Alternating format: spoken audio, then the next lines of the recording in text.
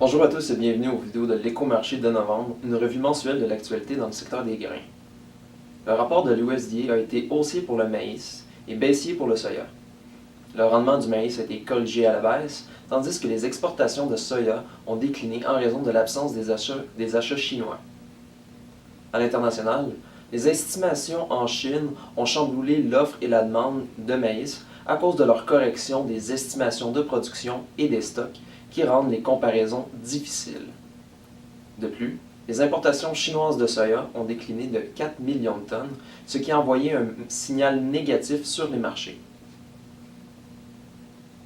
La Financière agricole du Québec a publié son dernier rapport de l'état des cultures du Québec en 2018.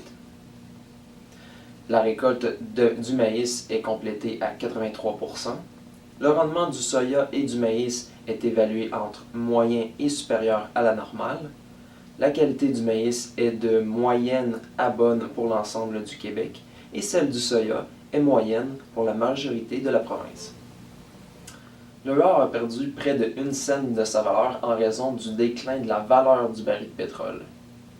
Les États-Unis ont ajouté des sanctions économiques contre l'Iran et la production a augmenté dans plusieurs pays importants dans le secteur pétrolier.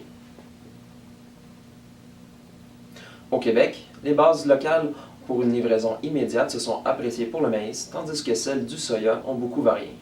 Pour une livraison différée, les bases du soya ont radicalement chuté. Il y a plusieurs hypothèses qui expliquent ce mouvement, mais une chose est claire, l'opportunité sur les bases est maintenant derrière nous. Ce fut un bref aperçu du mois de novembre. J'espère que cela vous a plu. Si vous voulez lire notre texte complet, je vous invite à consulter notre site internet au www.pgq.ca.